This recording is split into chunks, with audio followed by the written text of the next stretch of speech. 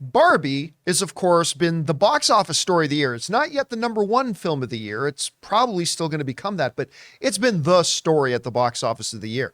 And it's coming out pretty soon on home video, but is it coming too soon? That is the topic of today's Mint Mobile Hotline Question of the Day.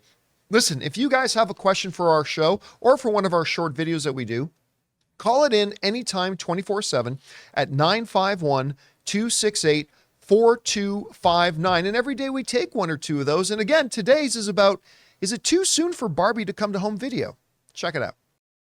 Hi, John. This is Kevin. I have a question about Barbie. So it has been announced that Barbie will be hitting a digital release on September 5th. And this is really strange to me because last I checked, the movie was still number one at the box office after 4 weeks. I know that theatrical windows are shortening, but it seems kind of crazy to start talking about digital releases, at least not until the movie drops the 5th or 6th, don't you think? Anyway, love the show. Have a good day and bring on the filthy. All right, Kevin, thanks a lot for calling that in. And yeah, listen, Barbie just had its 5th week in the box office. 5th. And it's still in second place.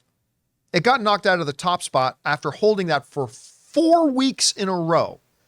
It got dropped all the way down to number 2, still making $21 million in its 5th weekend, which is almost equivalent to what Blue Beetle made in its opening weekend. We'll get to that in just a little bit.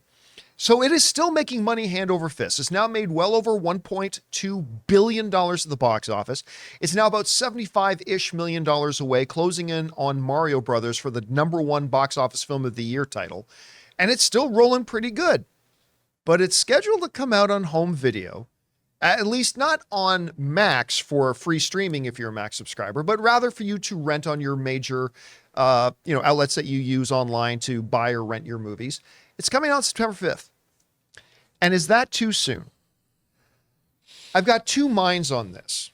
On the one hand, yes, it's too soon. This movie still just made $21 million at the box office. And I got news for you. Whenever you put Barbie out on home video, whether it's in 2.5 weeks or in 2 months, it's going to make all the money that it's going to make. Really, a delay in when this comes out on home streaming is not going to impact it. I really believe that 100%. However, what will get impacted is its box office dollars, because they are literally going to be leaving $15-20 million on the table, I think, in sacrificed box office revenue in order to get to home video. Home video, which whatever amount of money it's going to make there, it'll still make in 6 weeks than it would now. So on that side, I do think it's too soon for them to come out with this. That being said, in Warner Brothers' defense, Rob, as somebody who is recently with films of yours like Tango Shalom and others, you know that planning, orchestrating, working through the logistics of a home video and digital release is not something you do overnight. This is something you plan for a very long time.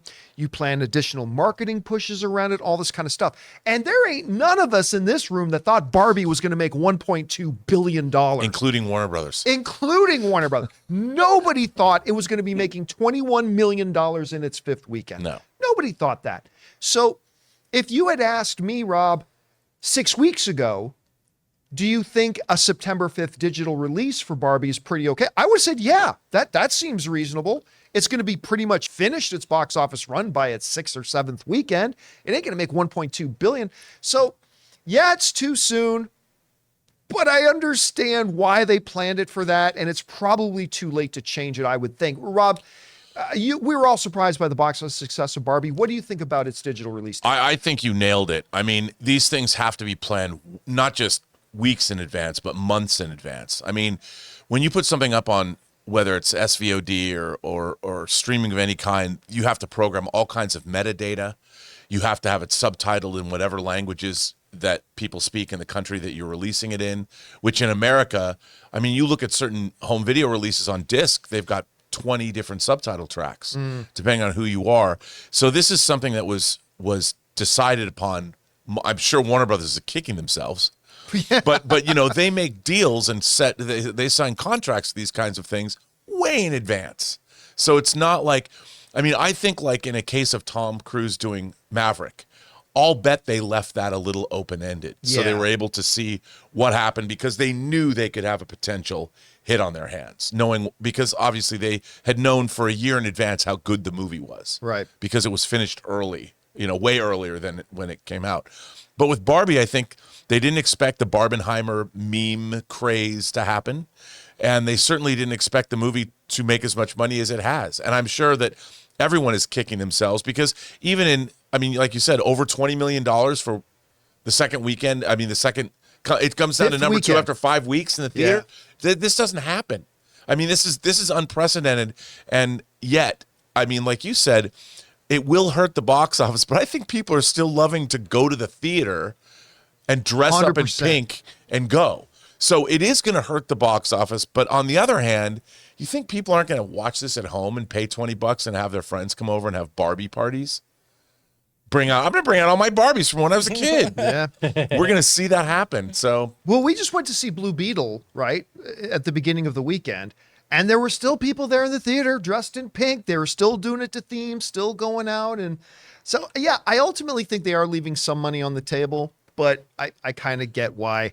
Guys, we want to take a second to thank a sponsor of today's video, Rocket Money. Did you know that the average person has around 12 paid subscriptions and they might not even remember to subscribing to half of those? If you have no idea just how much you're spending each month, you need Rocket Money. It's this great app that tracks all of your expenses so you know exactly where your money is going. I recently just found out that over 80% of people have subscriptions that they've completely forgotten about. Seriously, think about how many free trials you subscribe to that you just probably never canceled. And that's why I'm such a big fan of Rocket Money, because I was one of those people. When I signed up to Rocket Money, I was stunned to find out that a gym I had belonged to in another city I lived in, I had still been paying my dues to for over 2 years. Also, that music subscription service I use, yeah, I forgot I was subscribed to 2 other ones. That's where Rocket Money comes in, because Rocket Money is a personal finance app that finds and cancels your unwanted subscriptions, monitors your spending, and helps you lower your bills all in one place. With over 3 million users and counting, Rocket Money customers have saved on average of $720 a year. So stop wasting money on things you don't use. Cancel your unwanted subscriptions and manage your money the easy way by going to rocketmoney.com/Campea. That's rocketmoney.com/Campea. rocketmoney.com/Campea. Anyway, guys, what do you guys think about this? Can you see why it's kind of planned this way? Do you think they should just pull an emergency and just say, no, we're going to put it off? But putting it off at this point could cost them a lot of money too. Whatever you think, let us know down below. Hey guys, thanks so much for watching this video. Make sure you like the video, leave a comment, and subscribe to our channel. And don't forget, we have a daily podcast called the John Campea Show podcast, available on Apple Podcasts, Spotify, or your favorite podcasting app of choice. Go and subscribe to it today so it'll be there when you need it.